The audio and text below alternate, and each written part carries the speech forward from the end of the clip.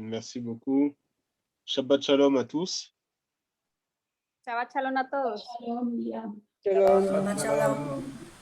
C'est une joie d'être rassemblés ensemble.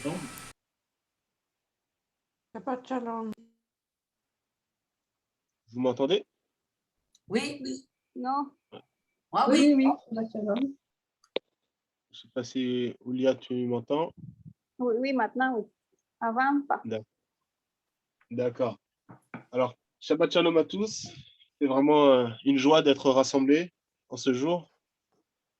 Shabbat Shalom a todos. Es un gozo poder reunirnos Pour pouvoir étudier la parole de Dieu ensemble. y poder estudiar la palabra de Dios juntos. Alors, la paracha, aujourd'hui, c'est la paracha Chukat. La parashá del día de hoy es la parashá Jucat. Et dans cette paracha, on voit plusieurs événements très importants. En esta parashá vemos varios eventos muy importantes. Et aujourd'hui, on va essayer d'avoir vraiment une approche pratique. Y hoy vamos a tratar de darle un acercamiento más práctico. C'est-à-dire comment on va pouvoir appliquer cette parole à notre vie. Es decir, cómo podremos aplicar estas palabras a nuestra vida. Dans un premier temps, on va juste voir, on va essayer de comprendre ce terme Chukat. Para comenzar, vamos a tratar de comprender lo que significa el término Jucat. Le Chukat ou les Chukot font partie des commandements d'Adonai. Jucat o Jukot son parte de los mandamientos del Eterno, Adonai. Il existe trois types, on peut dire trois types de lois ou trois types de commandements dans la Torah. Existen tres tipos de leyes o tres tipos de mandamientos en la Torah. Le premier, ce sont les mitzvot, Los primeros son los mitzvot, c'est-à-dire les commandements. es decir, los mandamientos. Ce sont des commandements qu'on arrive à comprendre et derrière lesquels il y a une explication. Son aquellos mandamientos que llegamos a comprender, en la cual hay una explicación. Par exemple, les Por fêtes ejemplo, de l'Éternel ou les Moadim, ce sont des mitzvot.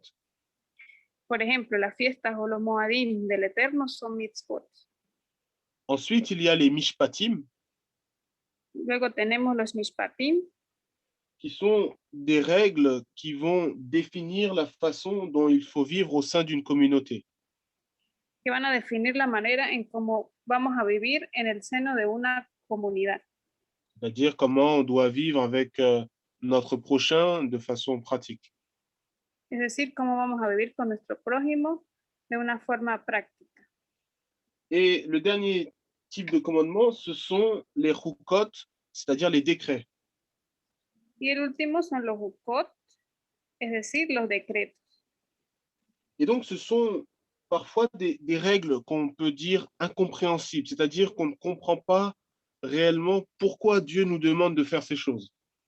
Y son reglas que podríamos decir incomprensibles porque no entendemos por qué Dios nos manda a hacer eso. Parfois, il n'y a pas de sens logique derrière ces choses. Algunas veces no hay cosas o razones lógicas detrás de esas cosas. Mais toutefois, nous devons les appliquer même si nous ne comprenons pas forcément la logique qu'il y a derrière.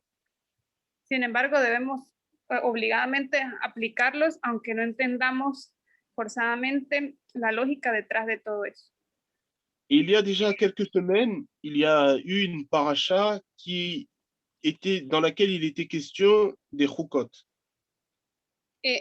Hace unos días, hace un tiempo, hablamos de una parashá en la cual había una cuestión de Jukot. On va aller voir ensemble dans Lévitique, chapitre 26, Vaïkra 26. Vamos a buscarla en Levítico o Vaikra 26. Le verset 3 et 4. El versículo 3 y 4. Et cela fait partie de la paracha Bechukotai. Y esta hace parte de la parashá Bejukotai. Je vais lire le verset 3 et le verset 4. Voy a leer el versículo 3 y 4. si vous vous conduisez selon mes lois, si vous gardez mes préceptes et les exécutez, je vous donnerai les pluies en leur saison, et la terre livrera son produit, et l'arbre du champ donnera son fruit. Si andáis en mis estatutos y guardáis mis mandamientos para ponerlos por obra, yo os daré lluvias en su tiempo, de manera que la tierra dará sus productos y los árboles del campo darán su fruto. Donc ici, dans le verset 3, quand j'ai lu en français mes lois, en hébreu, en fait, c'est chukotai. Y entonces, cuando yo leo en mi Biblia en francés, bueno, en este caso español, estatutos, en hebreo se refiere a Jukotai. Et en fait, ici, Adonai nous dit que nous devons avancer, que nous devons être en mouvement dans ces chukot. Y entonces aquí dice Adonai que debemos avanzar, o sea, debemos andar en sus Jukot. Et concernant ces commandements, il dit, si vous gardez mes préceptes ou mes commandements et les exécutez. Aquí dice, si ustedes guardan mis preceptos y mis mandamientos y los ejecutan, los ponen por obra. Donc ici, il y a 2 points. Premièrement, il faut avancer dans la parole de Dieu et il faut veiller sur la parole de Dieu. Entonces hay dos cosas. Primero, avanzar en la palabra de Dios y también vigilar en la palabra de Dios. Et c'est ce qui nous permettra de recevoir la bénédiction de Dieu dans nos vies. Y eso será lo que nos permitirá recibir la bendición de Adonai en nuestras vidas. Et la raison pour laquelle je parle de cela en introduction, Y la razón por la cual yo hablo de eso en la introducción, on va voir que c'est véritablement le cheminement qui est dans cette paracha. on va voir, On va voir que c'est le chemin à suivre dans cette paracha. vamos a darnos cuenta que este es el camino a seguir en esta parasha. Donc, parfois, il y a des choses que l'on ne comprend pas forcément. Así que algunas veces hay cosas que no vamos a comprender Mais necesariamente.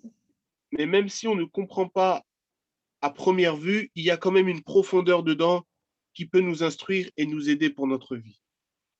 Pero aún si no la comprendemos en primera instancia, hay cosas profundas que nos van a instruir.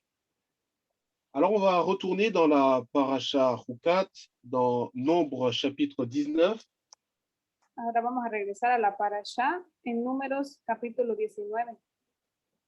Et le verset 14 à 16. Nombre 19, verset 14 à 16. Y vamos a leer capítulo 19, versículo 14 al 16. Ici, il est question de ce que l'on appelle en français la vache rousse. Aquí, en esta parte que hablamos como, en francés la vache rouge, aquí es la vaca. C'est au verset...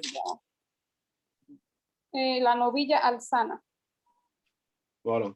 Et donc, il est question, donc le début de la paracha nous explique différentes règles, différents fonctionnements par rapport à cette vache-là. Ok, y entonces aquí esta parasha nos inicia explicando algunas reglas en relación con esta novilla. Comment, en fait, il y a derrière ça des règles pour la purification. Y detrás de eso hay reglas sobre la purificación. Alors, on va lire ensemble, ou plutôt, je vais demander à quelqu'un de lire en français, s'il vous plaît, les versets 14, 15 et 16. Así que voy a pedir a alguien en francés que lea versículo 14, 15 y 16.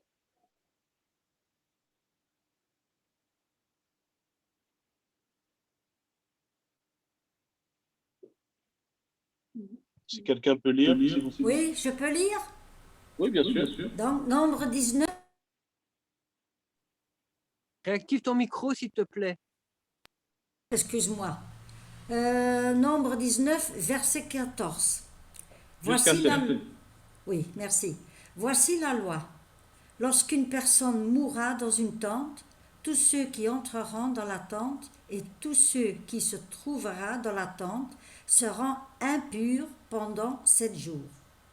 Tout récipient ouvert, sans couvercle, fermement fixé sera impur. De même, celui qui est dans un champ et touche le cadavre d'une personne tuée par une arme ou d'une personne morte d'une mort naturelle, ou l'os d'une personne ou une tombe sera impur pendant 7 jours. Amen. Amen. Si on peut dire en espagnol. En español dice, esta es la ley para cuando un hombre muera en una tienda. Coupe l'écho. Todo el que entre en la tienda y todo el que esté en la tienda quedará inmundo por 7 días. Y toda vasija abierta que no tenga la cubierta atada sobre ella será inmunda. De igual manera, todo el que en el campo abierto toque a uno que ha sido muerto a espada o que ha muerto de causas naturales o que toque hueso humano o tumba quedará inmundo durante 7 días. Donc ici, la paracha nous enseigne qu'une personne qui est en contact avec un corps mort, cette personne-là devient impure et dans un état d'impureté. Entonces aquí la parasha nos enseña que una persona que haya tocado cualquier cuerpo humano queda en un estado de impureza.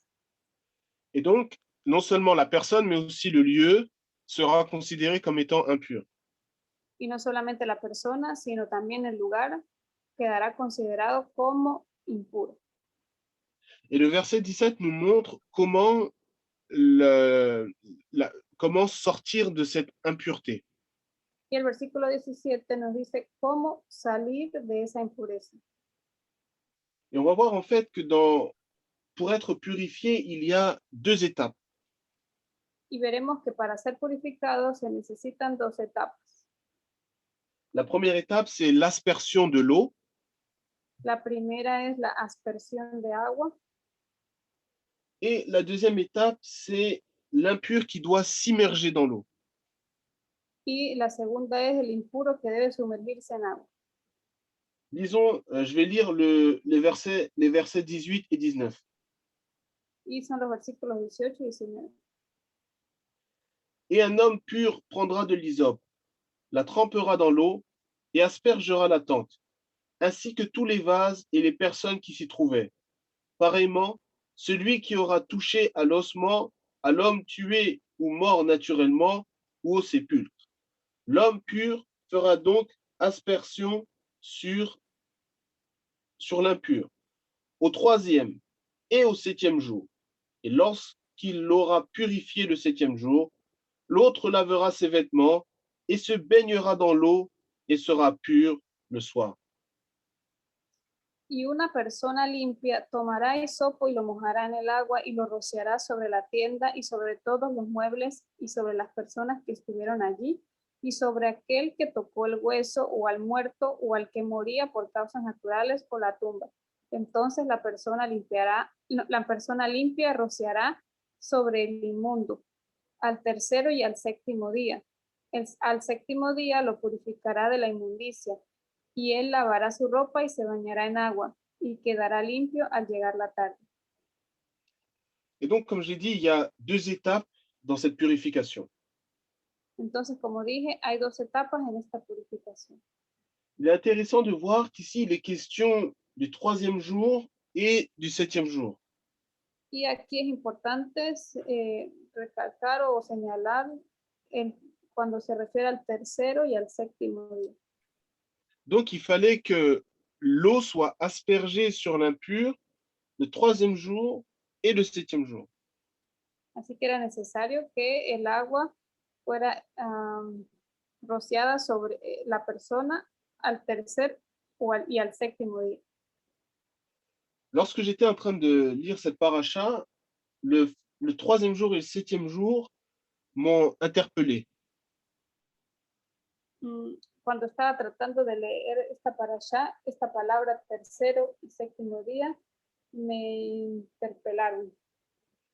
Le 3e jour, ça peut nous faire référence à la résurrection de Mashiach. Porque el 3er día puede hacer referencia a la resurrección del Mesías. Mais le 7e jour aussi, comme il est dit dans le texte, c'est à l'accomplissement du 7e jour, à la consommation du 7e jour que la personne pouvait devenir pure. Pero como lo dice en la palabra, era el séptimo día que la persona podía estar ya pura. Et on sait que le Mashiach est celui qui, au travers de sa résurrection, peut nous faire passer de l'impureté à la pureté. Y sabemos que Yeshua, el Mesías, a través de su muerte, es el que puede hacernos pasar de la impureza de la muerte a la pureza. C'est au travers du sang de Mashiach que nous pouvons passer de la mort à la vie. Es a través de la muerte del Mesías que podemos pasar de la muerte a la vida. C'est lui qui nous permet, c'est son sang qui nous permet de sortir de l'impureté et des blocages.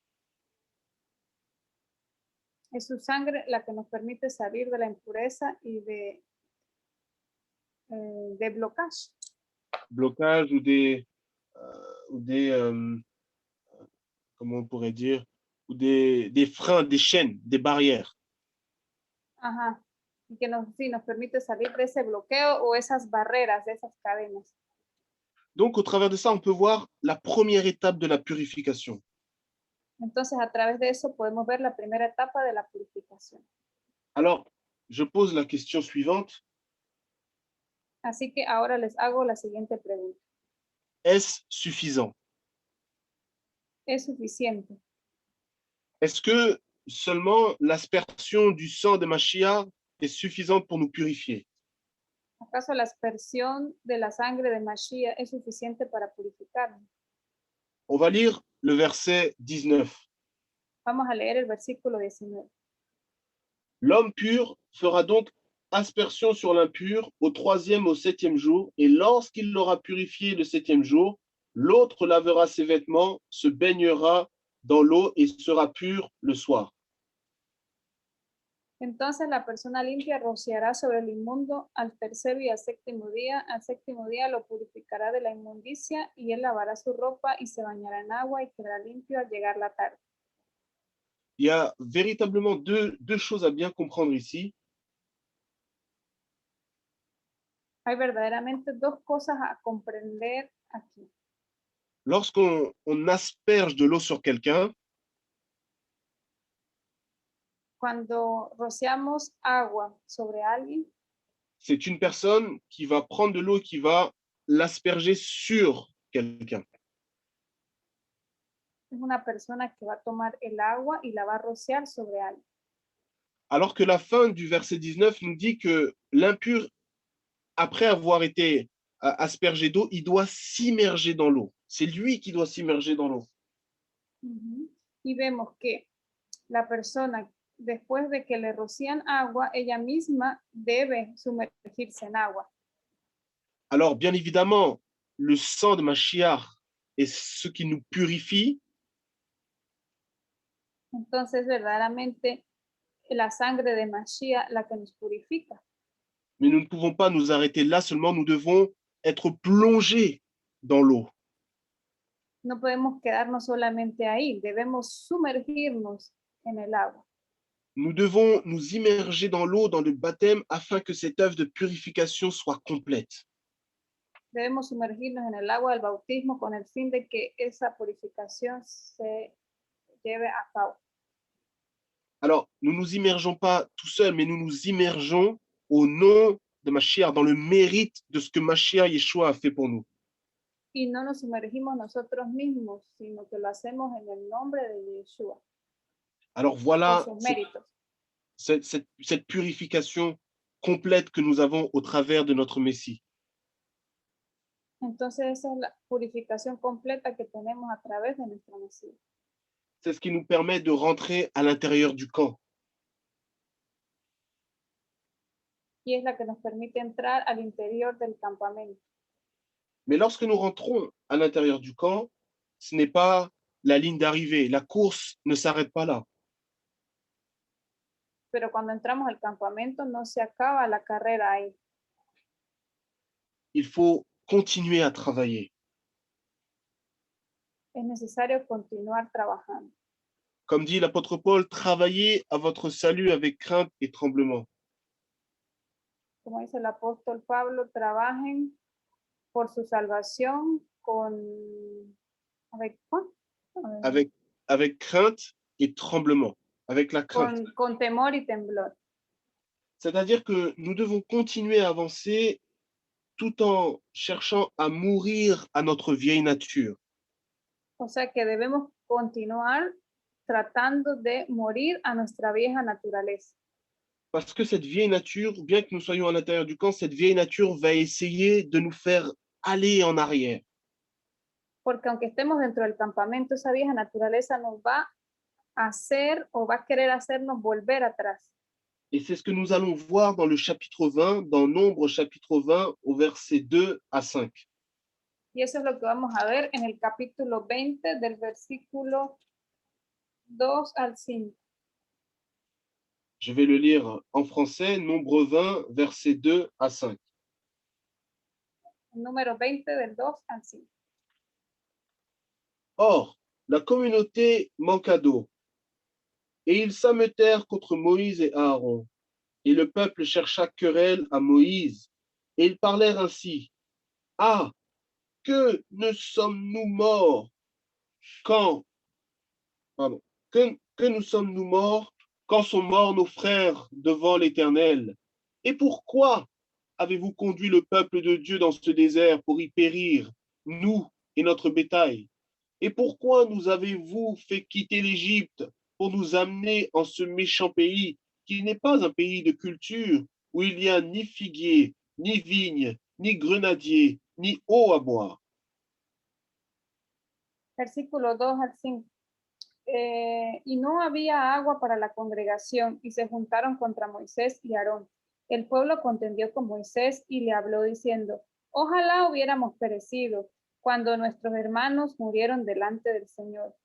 ¿Por qué pues has traído al pueblo del Señor a este desierto para que nosotros y nuestros animales muramos aquí? ¿Y por qué nos hiciste subir de Egipto para traernos a este miserable lugar?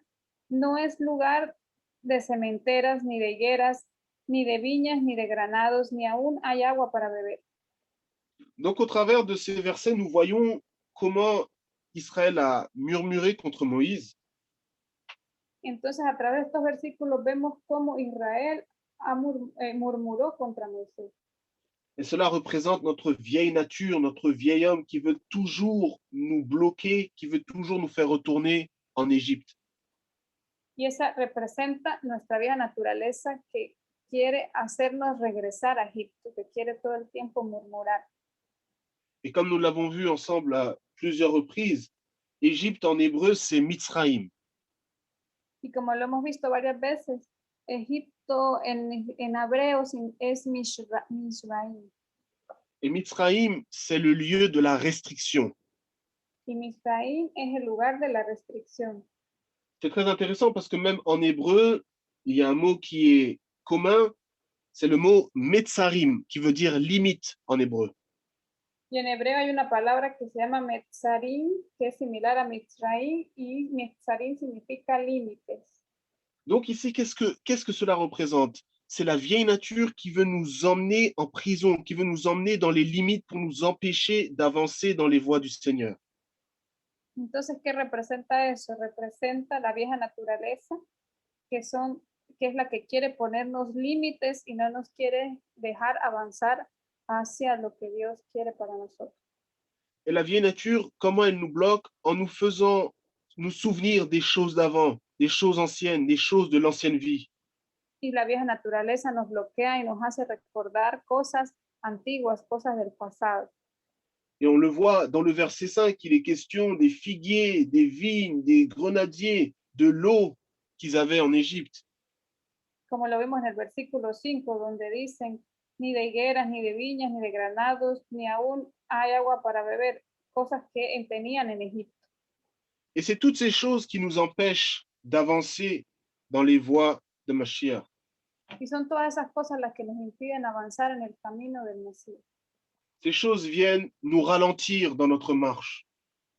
Son cosas que vienen a hacernos disminuir nuestra marcha. C'est ce qui vient aussi amener le découragement dans notre cœur. Todo eso que viene a traernos desánimo a nuestro corazón. Et lorsque ce découragement se trouve dans notre cœur, Y cuando ese desánimo se encuentra en nuestro corazón, ce découragement va empêcher à la parole de Dieu de grandir, de travailler en nous. ese desánimo va a impedir a la palabra de Dios, va a impedirle crecer y que actúe en nosotros. Et souvent, ce découragement va amener l'impureté dans notre cœur. Y a menudo ese desánimo va a traer la impureza a nuestro corazón. Et cette impureté-là va avoir un effet de blocage. Y esa impureza va a traer un efecto de bloqueo. Donc, lorsque la parole de Dieu sera semée dans notre cœur, elle ne pourra pas porter du fruit. Y entonces la palabra que esté sembrada en nuestro corazón no podrá traer fruto. C'est ce que nous allons voir ensemble dans l'évangile de Matthieu au chapitre 13. Y es lo que vamos a ver juntos en el capítulo de Mateo, en el Evangelio de Mateo capítulo 13. L'évangile de Matthieu, chapitre 13, au verset 18, à partir du verset 18 jusqu'au verset 23. En Mateo 13, a partir del versículo 18 hasta el versículo 23. Je vais demander à quelqu'un de bien vouloir le lire en français, s'il vous plaît, de Matthieu 13, verset 18 à 23. Y alguien que lo lea en francés, por favor.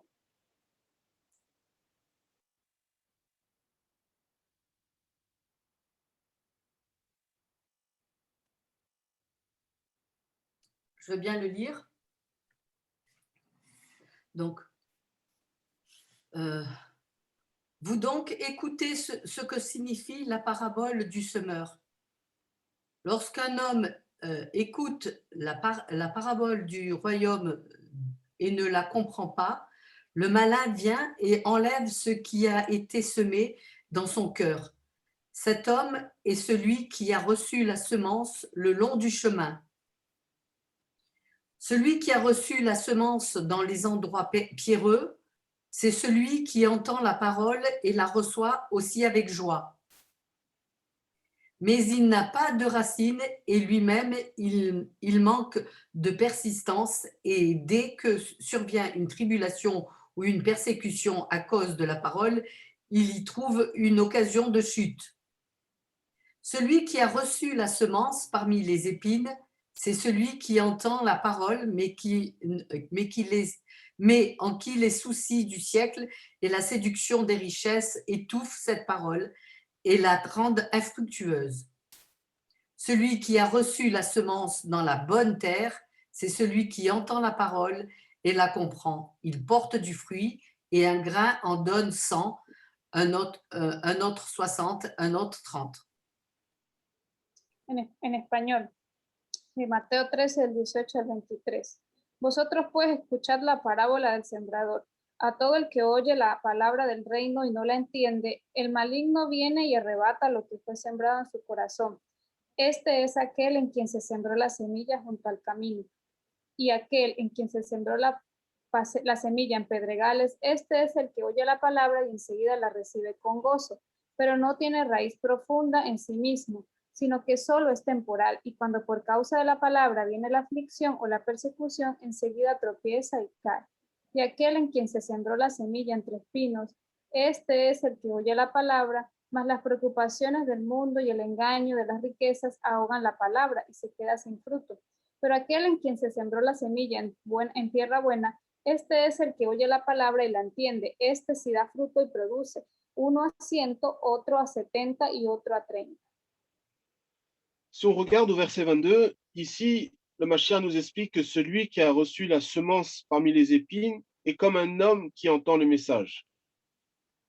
Y entonces miremos en el versículo 22 cómo el Mesías dice que aquel en quien se sembró la semilla entre espinos, este es el que oye la palabra.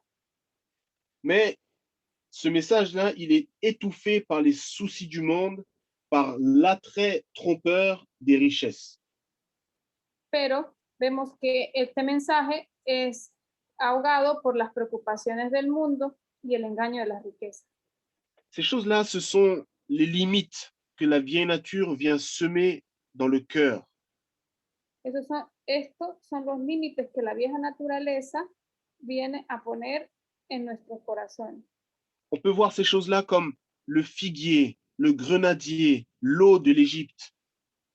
Eso lo podemos comparar a aquello que nombramos en número 20, en versículo 5, de las higueras, las viñas y granados de Egipto. Et donc, ces choses-là nous empêchent de grandir par la parole de Mashiach. Y esas cosas nos impiden crecer por la palabra del Mesías.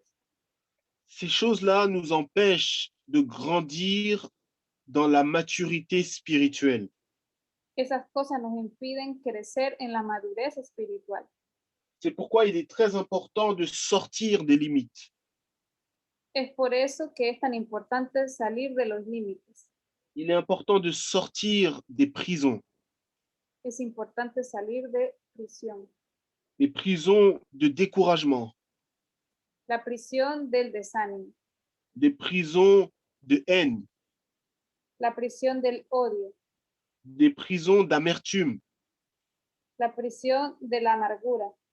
Oui, nous devons quitter la prison de la vie animale. Excuse-moi, je pas entendu. Nous devons quitter la prison de la vie animale. Debemos salir de esa prisión de la vida animal. Nous devons quitter les niveaux superficiels pour rentrer dans la profondeur. Debemos dejar el nivel superficial para entrar en la profundidad. Nous devons aller vers l'intérieur de la parole. Debemos ir al interior de la palabra. On peut comparer cela à un fruit. Podemos comparar eso a un fruto. Je pense que tout le monde ici connaît l'avocat. Pienso que todos aquí conocen el aguacate. L'avocat, il a une peau El aguacate tiene una piel et il a aussi un noyau. y también tiene ¿cómo se dice eso? Una semilla dentro, una pepa. Et donc, nous devons passer de la peau vers le noyau, rentrer à l'intérieur. Y luego entonces tenemos que pasar de esa piel, de esa cáscara, a la semilla interna. Ce n'est pas facile d'aller dans le noyau parce qu'il faut passer la peau, il faut retirer la peau, il faut retirer la chair du fruit pour pouvoir atteindre le noyau. Y para llegar a esa semilla no es fácil, hay que primero quitar la piel, la cáscara y luego quitar la carne de la fruta y luego ya llegamos a la semilla. Cette image-là représente en réalité notre vie. Y esa imagen representa en realidad nuestra vida.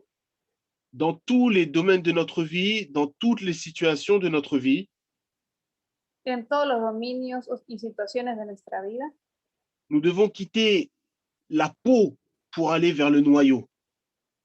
debemos quitar la piel para ir hacia la semilla. C'est ce que l'on appelle la maturité. Y eso es lo que se llama madurez. Si on le regarde de façon humaine, Si lo miramos de una manera humana, lorsqu'on est enfant, on ne connaît pas l'essentiel des choses. Lorsqu'on est un enfant, cuando somos un niño, on ne connaît pas la valeur des choses, on ne connaît pas l'intérieur des choses. cuando somos niños no conocemos el valor o el interior de las cosas. Par exemple, lorsqu'un enfant est à l'école, souvent les enfants, ils pensent qu'à s'amuser, à jouer. Por ejemplo, cuando los niños van a la escuela, los niños pequeños no piensan sino en ir a divertirse. Ils ne réalisent pas que le fait d'être à l'école est très important pour leur avenir.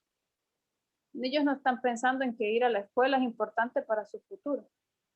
Mais les enfants qui sont conscients de ça, qui réalisent qu'être à l'école, c'est important pour l'avenir, Pero los niños que son conscientes de eso y se dan cuenta que la escuela es un elemento importante para su futuro, ceux-là vont apprendre, vont travailler sérieusement. esos son los que van a aprender y trabajar de una manera más seria. Ils savent que les efforts qu'ils font à l'école, le travail qu'ils font à l'école leur permettra demain de récolter quelque chose dans la vie.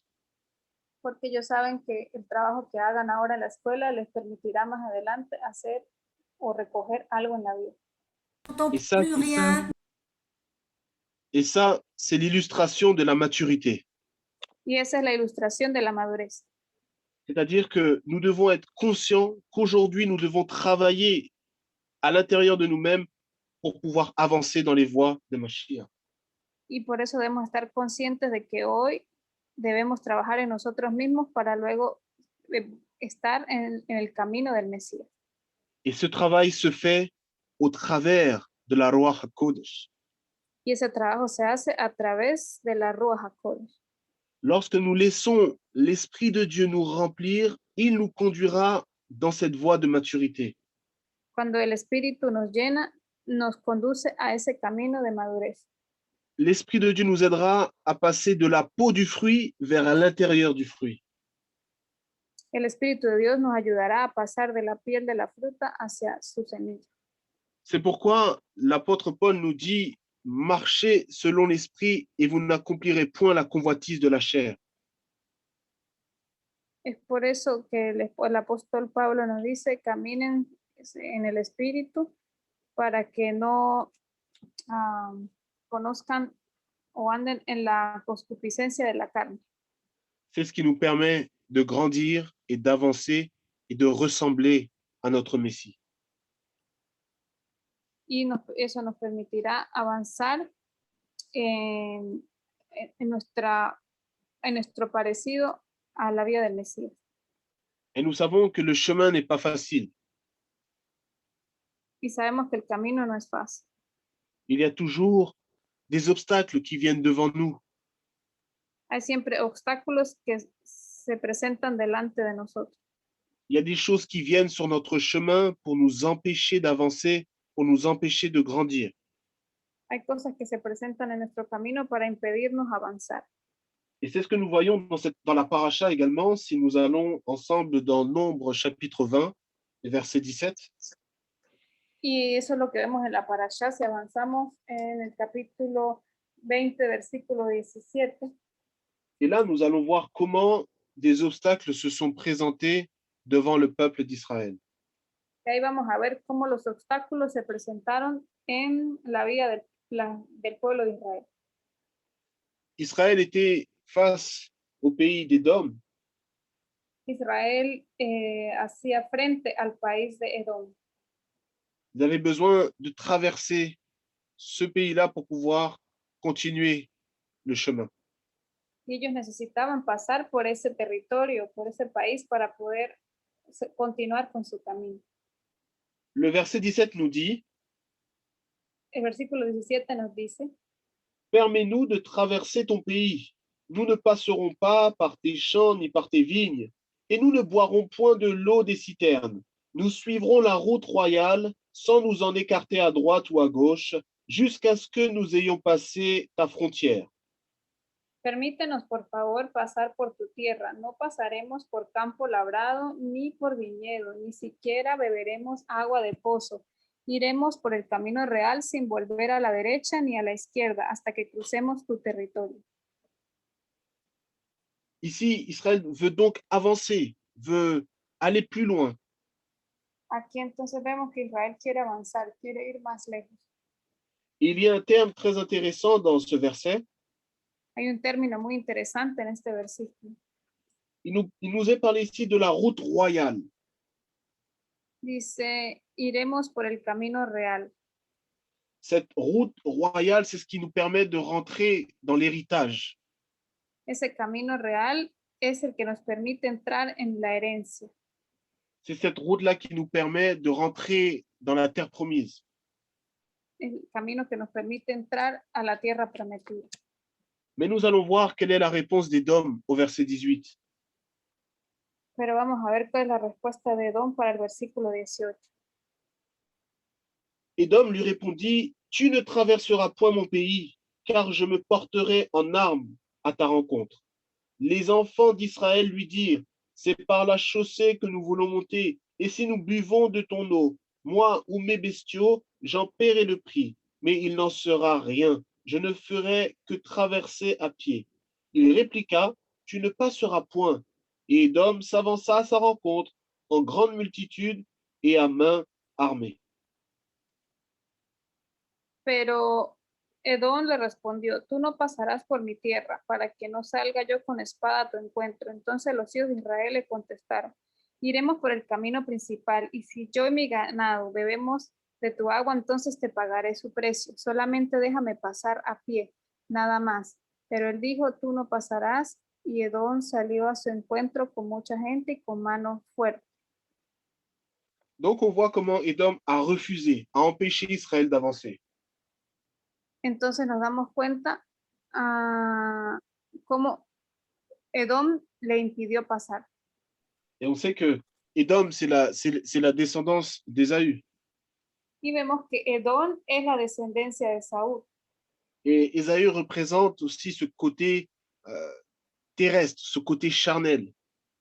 Y Esaú representa el lado carnal. Et à nouveau, on voit ici comment la chair ou la vieille nature veut nous empêcher d'avancer.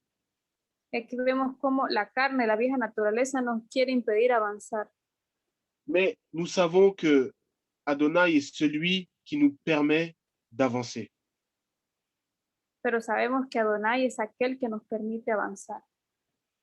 Il nous est dit dans la première parole, le premier commandement nous dit, je suis l'Éternel, ton Dieu, qui te fait monter hors d'Égypte. En el primer mandamiento, Él nos dice, yo soy Adonai, tu Dios, quien te hizo salir de la tierra de Egipto.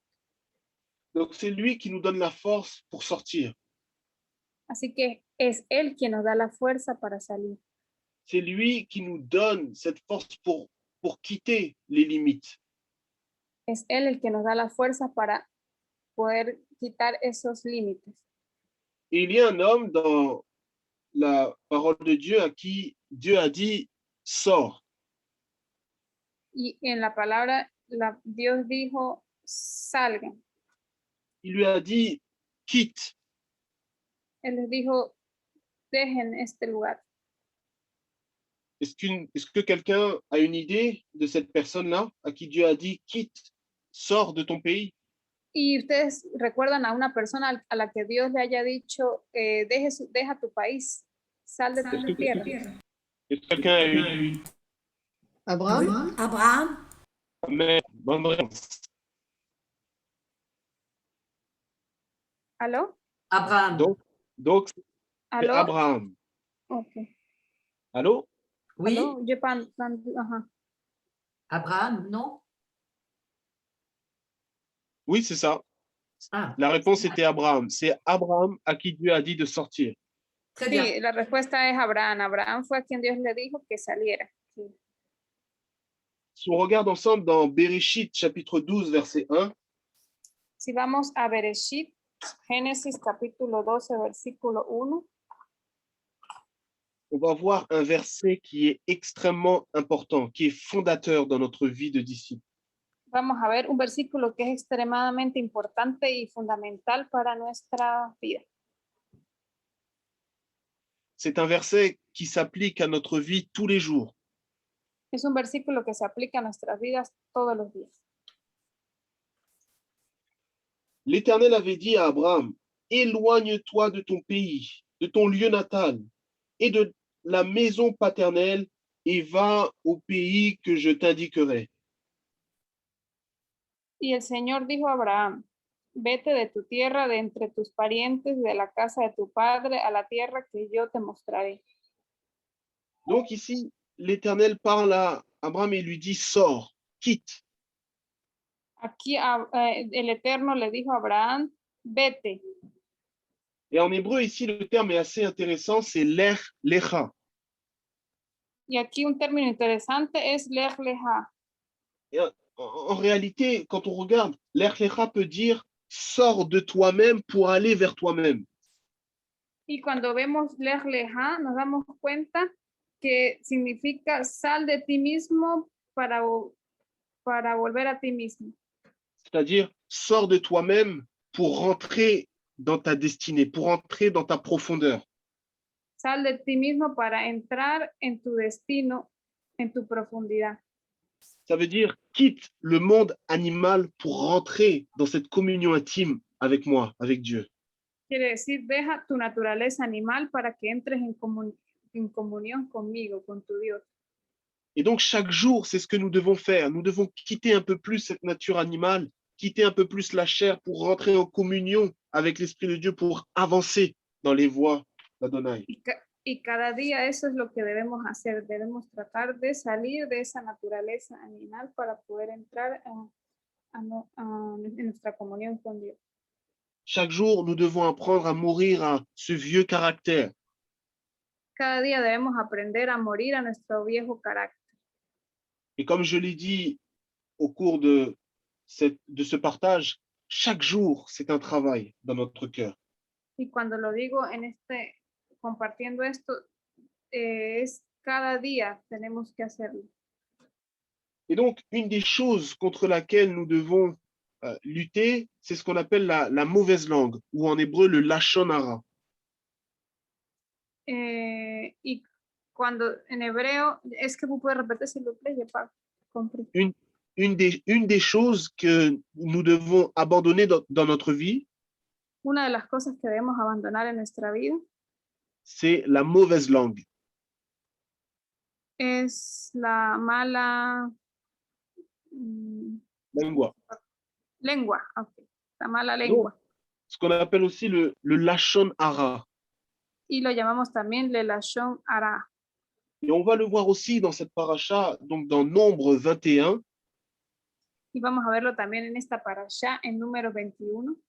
Versets 4 et 5. Versículo 4 y 5.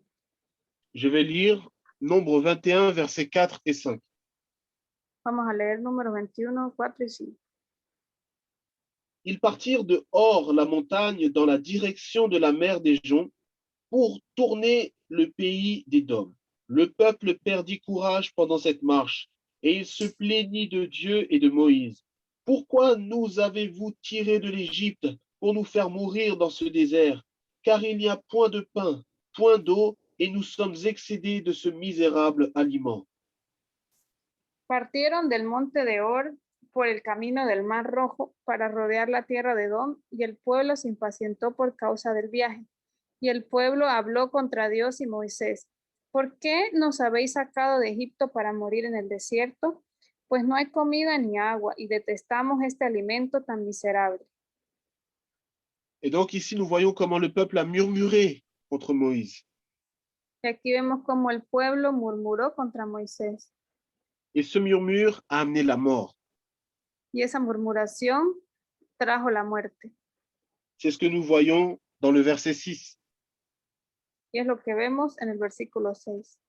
Il y a beaucoup de personnes qui sont tombées ce jour-là. Y mucha gente de Israel murió ese día. Donc, lorsque nous marchons selon la chair, cela produit la mort dans nos vies. Así que caminar en la carne produce la muerte en nuestras vidas. Mais nous savons que la vie, la délivrance et le salut sont en Yeshua. Y sabemos que la vida, la liberación están en Yeshua, y la salvación están en Yeshua el Mesías. C'est ce que nous voyons dans le verset 7.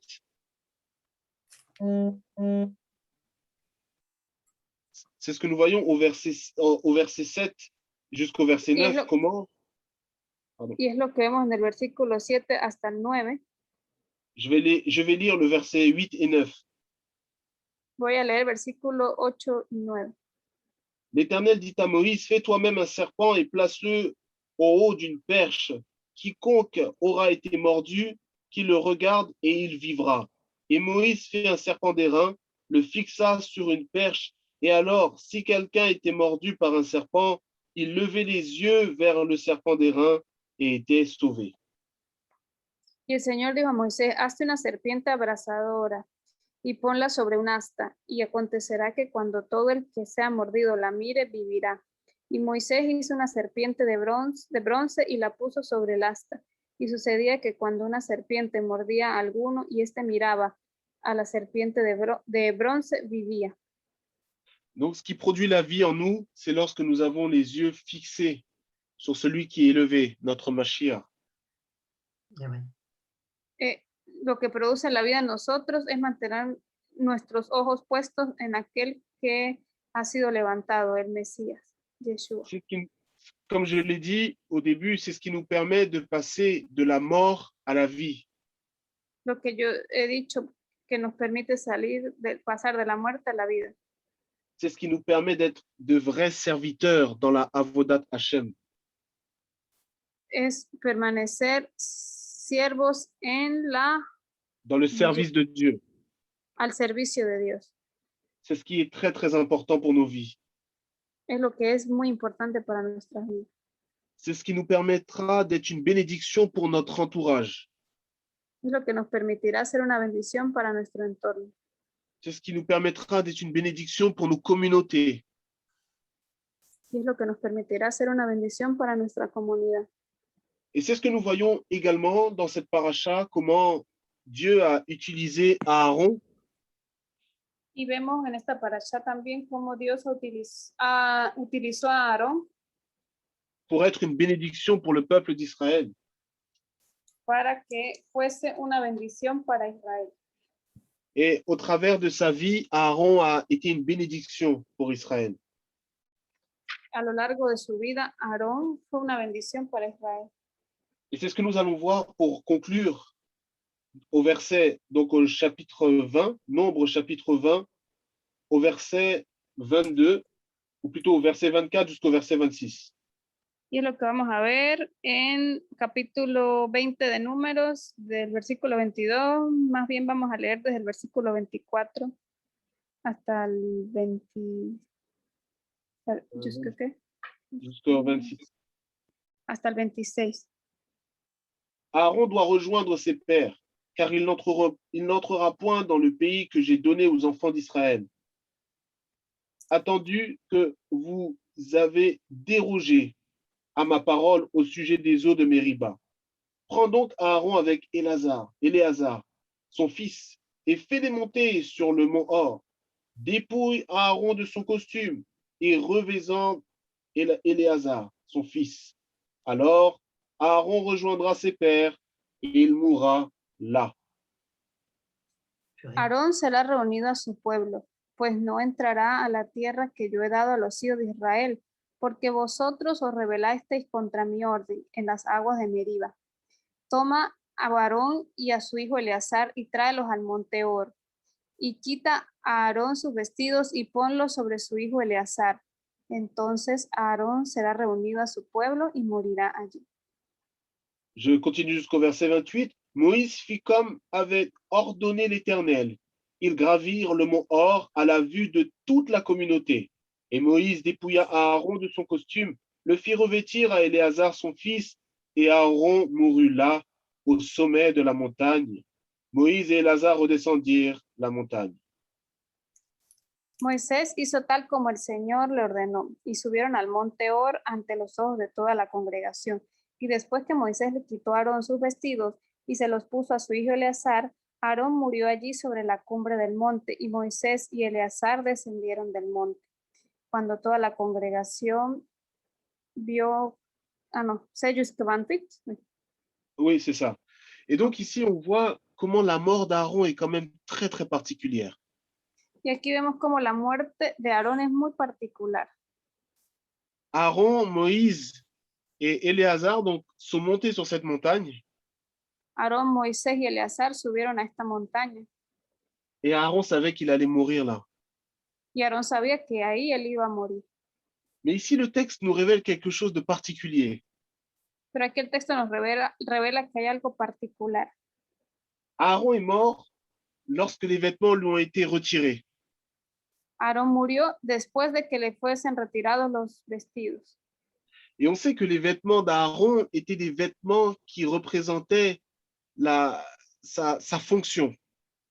Y sabemos que la vestimenta de Aarón representaba cuál era su función. Ça représentait le rôle qu'il avait de souverain sacrificateur.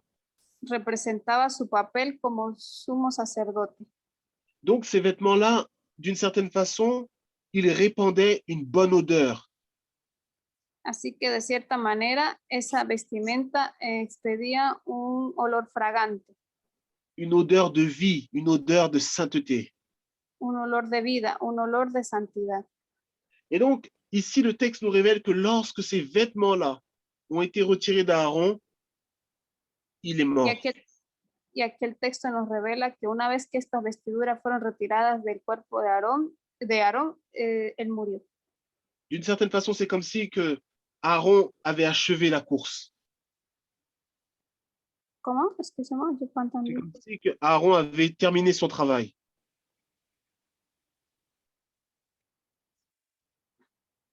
La conexión se coupé, j'ai pas entendu bien, entrecoupé. C'est comme si Aaron avait terminé son travail. Fue como si Aarón hubiese terminado su trabajo Il avait achevé sa course. y logró terminar su carrera.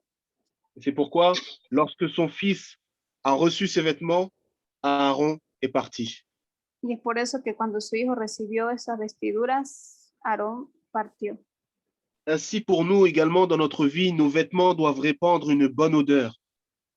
Así, en nuestras vidas, nuestras vestimentas deben expedir un olor fragante. Nous devons répandre une odeur de vie, une odeur de sainteté. Debemos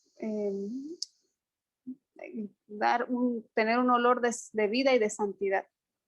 Pas une odeur de convoitise, mais une odeur de pureté. No un olor de concupiscencia, ni de impureza, sino de pureza.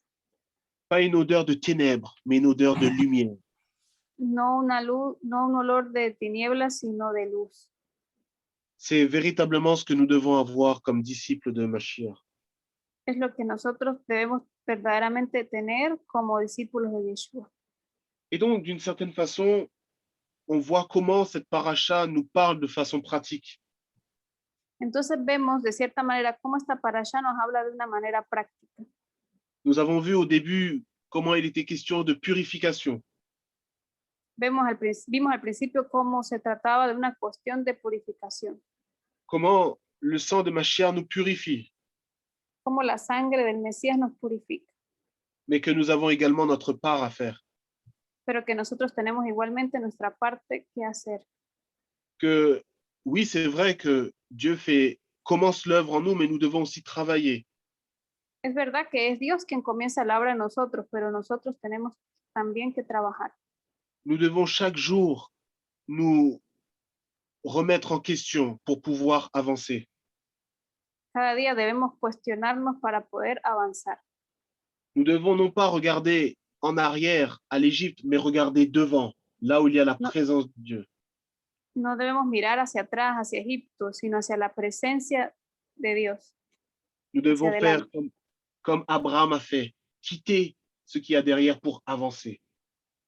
Debemos hacer como Abraham, dejar lo que quedó atrás para avanzar. Alors que le Dieu d'Abraham, d'Isaac, de Jacob, entonces que el Dios de Abraham, de Isaac y de Jacob nous accorde toute sa grâce, toute sa force, nos dé toda gracia y toda su fuerza au travers de son esprit, a través de su espíritu, pour continuer à grandir et avancer dans les voies de Mashiach. para continuar avanzando en el camino del Mesías. Shabbat Shalom. Shabbat Shalom. Amen. Amén. Amén. Amén. Amén. Amén. Amén. Amén. Amen. Shabbat Shalom. Amén. Amen. Amén, amén, amén. Des questions de ce superbe vraiment enseignement que notre frère Willy nous a donné, William. Quelqu'un qui veut ajouter quelque chose? J'ai toujours du mal ¿Alguien le gustaría agregar algo? avec ces histoires de sacrifice. J'ai beaucoup de mal avec ça. Je comprends pas où le Seigneur il veut en venir. J'ai du mal. Je sais pas pourquoi. Je suis bloquée là. Sacrifice, sacrificateur, ça m'est dur. C'est très dur pour moi. C'est le mot sacrifice qui est dur. Je comprends pas. Peut-être que William il peut m'expliquer. Je sais pas. Dur dans quel sens? Una pregunta que surgió aquí es que Madame Joel ella no comprende por qué la palabra sacrificio, por qué eso ella le cuesta entender por qué tiene que haber un sacrificio. Bon, ce qu'on peut dire sur les sacrifices dans la parole de Dieu, Podemos decir sobre el sacrificio en la palabra de Dios. je crois qu'une façon qui peut vraiment nous éclairer par rapport à la compréhension, Yo creo que algo que nos puede aclarar con relación a la comprensión c'est la signification du mot en hébreu. es el significado de esa palabra en hebreo. Le mot sacrifice en hébreu, c'est korban. La palabra sacrificio en hebreo es korban. Et en réalité, korban, ça signifie pas vraiment sacrifice, Y la palabra korban no significa realmente sacrificio. mais plutôt une offrande. ¿Me? Une offrande. Willy, c'est coupé, excusez-moi. Tu redis, Je vais répéter. Dans le mot korban,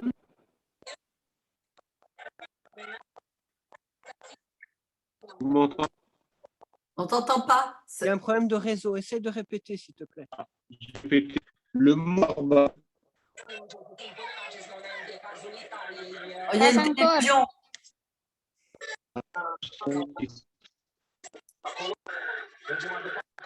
que vous demandez.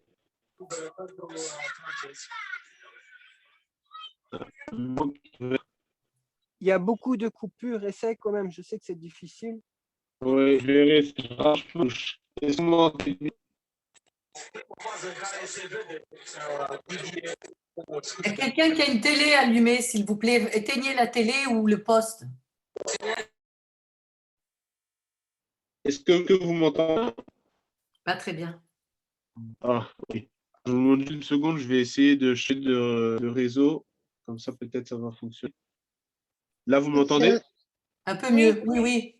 D'accord, bon, on va faire ça. Donc, ce que je disais, c'est que le mot korban, ne signifie pas vraiment sacrifice, mais plutôt offrande.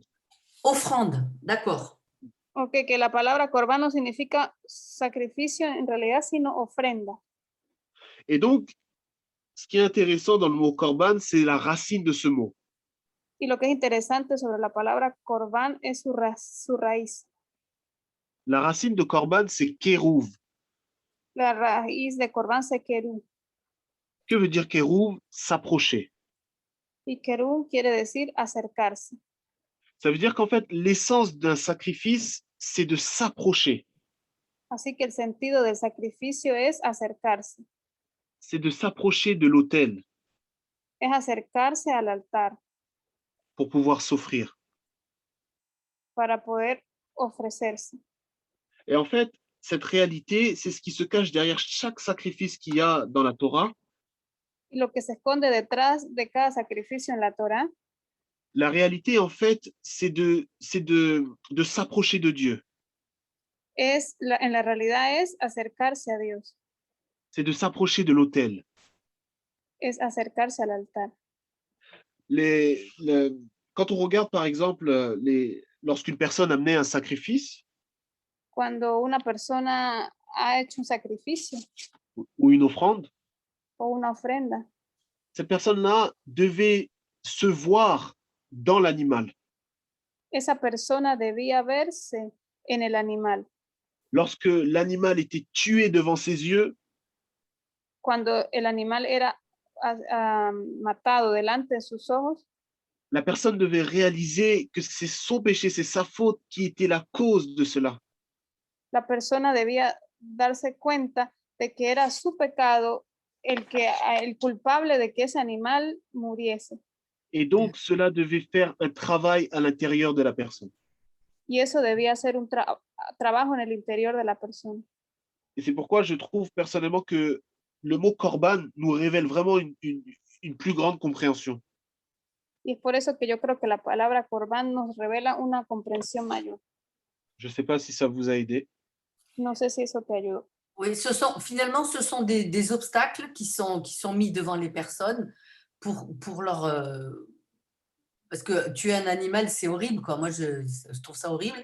Donc, c'est pour que la personne ne recommence pas. Mais malheureusement, les gens, au bout d'un certain moment, ils étaient habitués, ils faisaient tuer des animaux et recommençaient leur erreur. Donc, je crois que c'est à partir de là, peut-être que le Seigneur a arrêté de donner ce type de sacrifice. Mais enfin bon, je comprends maintenant, avec la définition du mot, que c'est pas sacrifice, que c'est pour amener la personne à… Mais bon, c'est toujours un peu dur. Hein. Mais Oui, j'ai compris ce que tu veux dire. J'ai compris et, ce que tu… et en fait, ce que vous avez dit, c'est très vrai dans le sens où le fait de voir un animal sacrifié, ça fait toujours mal au cœur. Même par Ah, moi, exemple aujourd'hui, quand on regarde des reportages, comment les animaux ils sont traités, etc., ça fait toujours mal au cœur. Et quand justement, si on s'imagine il y a 3000 ans, au temps du tabernacle, au temps du temple, avec ce même sentiment où on n'est pas à l'aise le fait de voir un animal tué, mais du coup, ça nous fait réaliser que c'est notre faute qui a amené cet animal-là à crier, parce que c'est vrai, quand on lit le texte, on le voit pas, mais on peut s'imaginer que l'animal, il n'était pas en train de rire quand il s'approchait de l'autel. Il savait qu'il allait mourir. Il savait qu'il allait être tué. Et du coup, la personne qui a amené ça, comme je disais, elle devait vraiment profondément réaliser l'intérieur de ça. Qu'elle s'approchait de l'autel, qu'elle s'approchait de Dieu, justement pour pouvoir rectifier l'erreur qu'elle avait faite et de façon à ne pas recommencer. Et en réalité, et même quand on creuse, quand on creuse un petit peu plus, l'enseignement profond de la Torah nous révèle que, en fait, on doit se voir nous-mêmes sur l'autel. Comme dit Paul, Paul va justement dans ce sens dans Romains 12. Il dit présentez-vous, approchez-vous, présentez-vous vous-même comme un sacrifice, comme une offrande. Et c'est ça la réalité de ce que la Torah veut révéler, en fait. C'est-à-dire que ça fait partie des choses cachées. Dans la tradition juive, la vie est quelque chose d'important, en fait. C'est ça, c'est au-dessus de tout, même au-dessus des règles, sauver une vie, ainsi de suite. Donc, du coup, la vie d'un animal est aussi importante que celle d'un homme aussi. Et c'est pour ça aussi que je pense que le fait que ça soit dans la tradition juive elle-même, je veux dire, il y a déjà cette pensée-là de la vie qui est importante même d'un animal, ce qui n'est pas le cas dans nos pays à nous, enfin, mis à part ceux qui sont très proches des animaux, mais c'est pas la même pensée, quoi. Ouais. C'est dur.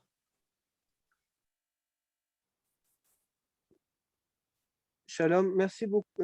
Shabbat Shalom, merci à William pour le partage.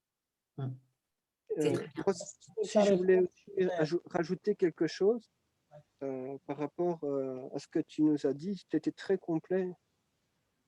Mais par rapport, je pense que je l'ai déjà un petit peu partagé, par rapport au cadavre, on voit qu'il est dit que celui qui touche le cadavre devient impur. Et le lieu où il y a le cadavre, le lieu est impur. Et ça me fait repenser, je l'ai déjà partagé avec vous, par exemple à l'Église catholique, qui on voit construit leurs églises finalement sur de corps des saints. Donc on voit par exemple le Vatican a construit leur église sur la tombe de Pierre. Et on voit aussi dans d'autres églises, il y a les saints, soi-disant le corps des saints qui y sont, ou alors il y a des cimetières qui sont entourés. Or, la parole nous dit que normalement, là où il y a les morts, là où il y a le lieu des morts, c'est l'impureté. Et on voit que normalement, avec cette impureté, il est difficile de s'approcher d'Adonai. Et c'est pour ça même qu'on voit dans l'Évangile, quand les femmes sont arrivées au tombeau, ils sont rentrés, ils ont cherché après le corps de Yeshua, ils ne l'ont pas trouvé. Et puis en sortant, ils ont vu Yeshua. Yeshua leur dit quoi? Ne me touchez pas, parce que je ne suis pas allé encore auprès du Père. Pourquoi il leur a dit ça? Parce qu'eux, en rentrant dans le tombeau, ils sont devenus impurs. Et s'ils allaient toucher Yeshua, il allait être impur, il n'aurait pas pu aller voir le Père. Et pour préserver sa pureté, il leur a dit surtout ne me touchez pas, s'il vous plaît. Mais on voit maintenant à l'heure actuelle, l'Église nous dit quoi? Oh, il ne faut pas suivre l'Ancien Testament, comme ils appellent ça. Et on voit qu'ils construisent les églises sur les endroits impurs. Mais comment voulez-vous avoir cette relation avec le Père si vous demeurez dans l'impureté? Et alors, la suite du passage, aussi, ça m'a aussi touché parce que la communauté dit oui, nous n'avons pas d'eau. Et ça m'a fait penser à ceci, que finalement, Yeshua nous dit oui, vous demandez des choses, mais vous ne savez pas comment le demander. Ici, il demande à Adonai sous forme de reproche. Pourquoi tu nous as fait sortir d'Égypte? Nous avons tout en Égypte. Ici, nous n'avons pas d'eau, nous allons mourir. Mais or, s'ils étaient obéissants, s'ils avaient compris ce que Yeshua et Adonai leur a dit, ils pouvaient le demander même sous la forme suivante. Écoute, Père Abba, tu nous as prescrit pour être purs que nous devons nous asperger d'eau, de tremper dans l'eau. Mais ici, nous n'avons pas d'eau. Comment, Père, pouvons-nous avoir cette purification si nous n'avons pas d'eau? S'il te plaît, Père, donne-nous l'eau. Et ils n'ont pas fait ceci. Ils sont restés... La façon de le dire est très importante. Il faut vraiment veiller à la façon que l'on dit.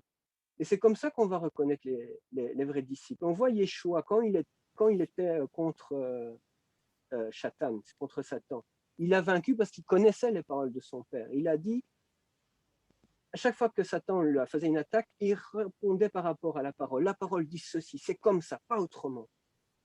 Et tout disciple doit être comme ça aussi. Il doit savoir. Et c'est comme ça qu'il y a la victoire par rapport aux attaques. Mais si nous pensons, nous demeurons dans les choses du passé, dans l'impureté, nous ne pouvons pas avoir cette victoire. Et on voit que c'est pour ça qu'il y a eu beaucoup de morts. C'est pour ça qu'il a fallu instaurer même l'œuvre de la croix, parce que les gens sont attachés aux choses du passé. Parce que l'homme ne réalisait, malgré que l'homme voyait cette douleur de l'animal, il ne réalisait pas encore, en fait, c'était en ses fautes. En fait. Mais par rapport même au douleur de l'animal, qu'est-ce qu'il est dit? L'animal, quelque part, nous remplace sur l'autel. Et on voit qu'à la fin, qu'est-ce qui se passait? C'est devenu une tradition. Voilà. On fait tuer les animaux sur l'autel, obligé. Mais il n'avait pas cette signification que représentait ce sacrifice. C'est pour ça qu'il dit, je ne prends pas plaisir à ça, parce que vous tuez les animaux, mais vous ne voulez pas revenir vers moi, vous ne voulez pas suivre ma parole, vous ne voulez pas suivre mes commandements, vous préférez vos traditions. Et c'est pour ça qu'il a dit, maintenant, c'est assez, c'est suffisant.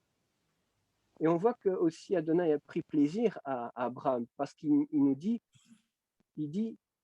qu'il était obéissant. C'est pour ça qu'il a été appelé ami de Dieu. Parce que quand Adonai l'a appelé, quitte chez ton père, il a quitté, il n'a pas hésité, il a été obéissant, il a suivi partout où il allait. S'il a fauté,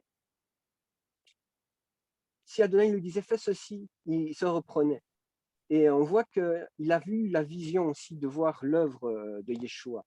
Et il a cru. Et le problème que nous avons, nous les croyants à l'heure actuelle, nous ne croyons pas. Nous marchons avec Dieu, mais nous ne croyons pas. Nous n'avons pas confiance en lui. Et nous devons, si nous voulons avoir la victoire, nous devons marcher avec lui, avoir cette foi, avoir cette obéissance et ne pas oublier que nous marchons avec Adonai. Et le problème que nous avons, nous oublions que nous marchons avec lui. Nous sommes dans le désert, mais il est avec nous. Même si nous allons vers le royaume, nous ne sommes pas encore, mais il est avec nous. Et c'est ça que nous devons nous rappeler. Voilà un peu ce que ça m'a fait penser cette paracha. Merci beaucoup, William. Et merci Lionel aussi. C'est intéressant. Oui, Lionel, tu as dit quelque chose que je voulais aussi rajouter, donc ça confirme aussi par rapport au murmure, dans le sens quand ils auront murmuré. Et ça, c'est derrière ce murmure-là, c'est le manque de foi en fait. Mais c'est aussi, pour en rajouter une petite couche par rapport à ça, c'est aussi la façon dont on se voit nous. C'est-à-dire que si Dieu nous a dit aussi que nous étions, ses enfants, que nous avons sa puissance, nous avons son autorité, nous avons aussi toutes choses en lui. Bien sûr, c'est pas de nous-mêmes, mais c'est lui en nous. Et c'est ça qu'il faut aussi se souvenir. C'est pas nos propres forces, c'est pas par nos forces, mais c'est par lui. Et il est dit que celui qui croit, rien ne lui est impossible. Mais cette possibilité, elle arrive alors qu'on a les yeux, comme disait notre orateur du jour. Donc, quand on a les yeux fixés sur le serpent d'airain, sur Yeshua, à savoir que c'est lui qui va le réaliser pour nous. Et ça, c'est justement ne pas regarder à nos propres forces, mais regarder à Yeshua en nous, à savoir que son esprit nous donne cette capacité de réaliser les choses. Amen. Et c'est par lui que nous pouvons obtenir la victoire.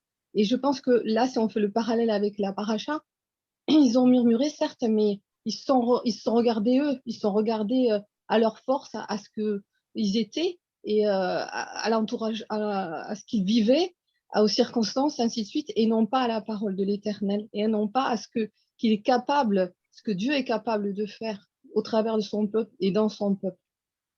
Donc, c'était ça, donc je voulais rajouter un petit peu ça. Et puis aussi, j'avais une autre aussi pensée, c'était par rapport à quand il a donc sorti le vêtement d'Aaron. Moi, j'avais eu justement une réflexion par rapport à ça. C'est une transmission et Dieu nous a transmis en fait la sacrificature. Il a fait de nous des sacrificateurs au travers de la prière, au travers de l'intercession, au travers de tout ce que donc, où on apporte justement les péchés de la nation, les péchés de nos familles. On est aussi des sacrificateurs aujourd'hui, puisque Yeshua habite en nous, le grand sacrificateur, et il nous a donné aussi cette mission. Et c'est toujours pareil, c'est au travers de lui que là, les péchés des gens aussi autour de nous, et même de nos ennemis et de nos familles, ils ont été portés par Yeshua, et nous pouvons être ses sacrificateurs et les apporter devant le trône de grâce. Amen. Et Anne-Marie, je voudrais juste ajouter un petit mot. Le plus difficile que nous avons à faire, c'est de renoncer à soi-même. Et en effet, Yeshua a dit, c'est lui qui veut me suivre, qui renonce soi-même, qui prend sa croix et me suit. Mais renoncer à soi-même, ça c'est très difficile. Mais c'est le meilleur à laquelle Dieu demande à chacun de nous. Quel est le meilleur que nous pouvons nous donner pour le suivre? Le Seigneur a demandé à Abraham, le meilleur, c'était Isaac. Et Dieu, il a épargné la vie d'Isaac. Il n'a pas épargné son propre fils. Lui, il n'a pas épargné son propre fils. Lui, il a donné... Pastor, vous voulez que je traduise ou pas? Oui, oui. Ok, vas-y. Ok. Una de las cosas más importantes que Dios nos pide hacer es que nosotros renunciemos a nosotros mismos, nos neguemos a nosotros mismos, que tomemos nuestra cruz. Y cuando Dios llama a Abraham, Él le pide que dé lo mejor que él tenía, y lo que mejor que él tenía era su hijo Isaac. L'Éternel, il a épargné la vie d'Isaac, mais il n'a pas épargné son propre fils. ¿Cómo, pastor? ¿Y la épargnó la vida de Isaac? D'Isaac, mais il n'a pas épargné son propre fils. C'est-à-dire, lui, il a donné une offrande, et c'est la meilleure offrande pour sauver l'humanité, c'est Yeshua HaMashiach. Je voulais revenir justement sur l'offrande. Sí, él dio a su hijo, iba a dar a su hijo Isaac, y él representa el Mesías, que sería la mejor ofrenda que se iba a dar por la humanidad. Et c'est vrai que l'Éternel demande une offrande à Abraham, c'est son propre fils, mais quelle est maintenant l'offrande que nous devons donner à lui? Es verdad que Dios le pidió a Abraham una ofrenda a su hijo, pero ¿cuál es la mejor ofrenda que nosotros podemos darle a él? Moi, je trouve une réponse. C'est vrai que notre frère William nous a très bien enseigné. Merci, William. Mais je voudrais juste ajouter un mot, que si nous, on n'arrive pas à renoncer soi-même, on n'arrive pas à donner cette offrande pour l'Éternel. Y muy bien lo que compartió el hermano William, pero quiero agregar una palabra, y es que si no llegamos a renunciar a nosotros mismos, no podemos llegar a dar una verdadera ofrenda. Maintenant, la question, William, je voudrais bien poser une question à mon frère William sur la purification. Y me gustaría hacer una pregunta a mi hermano William sobre la purificación. Est-ce que c'est une obligation ou c'est un choix? ¿Es una obligación o es una opción? Oui. Qu'est-ce que tu donnes comme pensée là? Parce que ça, c'est intéressant pour moi. Y lo dejo ahí como pensamiento porque es interesante. Alors, je dirais que la purification, je dirais que c'est les deux. Tout dépend comment on se... Traduire, oui. Pardon. Ajá. Yo pienso que la purificación, la idea depende. En fait, pour moi, la purification, c'est les deux. C'est à la fois une obligation et un choix.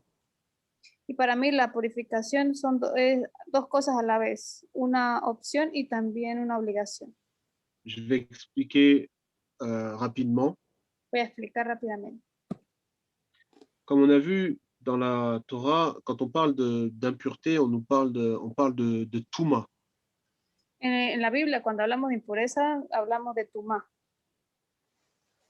Et la Touma, c'est l'impureté et c'est aussi l'impureté qui bloque. Y la Tumá es la impureza que bloquea. Et on voit que, du coup que cette impureté, elle oblige la personne à sortir du camp. Y esa impureza es la que obliga a la persona a salir del campamento. Et de demeurer à l'extérieur du camp. Y habitar al exterior del campamento. Amen. C'est bien, merci. Donc maintenant, cette personne qui est à l'extérieur, ahora esa persona que está en el exterior, maintenant, une fois qu'elle est dehors, elle a un choix. Si elle veut retourner à l'intérieur, elle doit choisir la purification. Entonces, ella, una vez que está fuera, si quiere regresar, tiene la opción de purificarse para ingresar nuevamente. Mais pour rentrer à l'intérieur, elle est donc aussi obligée d'être purifiée. Pero para poder entrar al interior, está obligada a ser purificada. Donc, on peut le dire de cette façon. Étant à l'extérieur, pour rentrer à l'intérieur, il faut choisir d'être purifié. Podemos decirlo de otra manera. Estando afuera, para poder entrar al interior, ella puede escoger ser purificada. Et pour rester à l'intérieur du camp, nous sommes obligés de rester purs. Okay. Y para poder permanecer en el interior, estamos obligados a permanecer puros. Oui, oui. C'est-à-dire que il y a justement une condition et de l'autre côté, il y a aussi une invitation aussi de l'Éternel. Es decir, que hay una condición y por el otro lado hay una invitación. Oui, c'est ça. C'est exactement ça. C'est comme il dit le passage, si tu écoutes attentivement de la voix de l'Éternel, si tu fais ce qui est droit à ses yeux, si tu prêtes oreille à ses commandements et si tu observes toutes ses lois, lui est l'Éternel qui nous guérit. Alors là, le mot-ci, c'est vraiment une invitation alors, parce que la condition passe pour une invitation. Alors. Es una invitación, es una condición que pasa por una invitación porque el Eterno nos dice, si ustedes escuchan mis mandamientos, si prestan oído a mi voz. Oui, c'est magnifique vraiment ce qu'aujourd'hui on a pu vraiment partager. Merci William. Lorenzo? Oui. Oui, j'ai une question. Donc, c'est une invitation à ce qu'il a dit l'Éternel à Abraham quand il lui a dit quitte ton pays, je te bénirai. Ah, ça c'est dans Genèse. Oui. Ça c'est une invitation. Quitte, c'est je t'invite à quitter le pays. Mais les gens, ils pouvaient penser c'est une condition. Si dans l'autre côté, il y a la condition. Si tu ne quittes pas le pays, alors là, tu ne seras pas béni. Tu comprends? D'accord. Mais là, ici, c'est vraiment une invitation. Quitte le pays, quitte l'Égypte. Alors, c'est-à-dire, l'Éternel invite à chacun de nous de quitter l'Égypte et de marcher vers ses commandements, regardant vraiment Yeshua HaMashiach, celui qui est l'offrande. D'ailleurs, c'est ça la vraie offrande. L'offrande qui a été donnée, qui a été acceptée par le Père.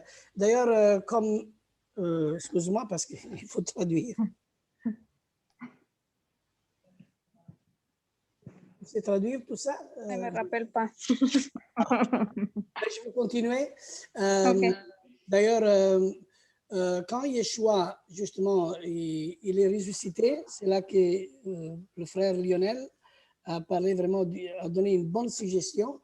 Bien sûr que ne me touche pas. Cuando Yeshua los visitó, Oui, él les dijo a las mujeres, no me toquen. oui, parce qu'encore, lui, il avait présenté l'offrande au Père. Porque él aún todavía no había presentado la ofrenda al Padre. Mais quand, justement, Yeshua, il a présenté l'offrande et l'offrande, il était accepté, alors il est redescendu. Pero cuando Yeshua presentó la ofrenda y fue aceptada, Il est redescendu et c'est là qu'on pouvait le toucher. Thomas, il a touché.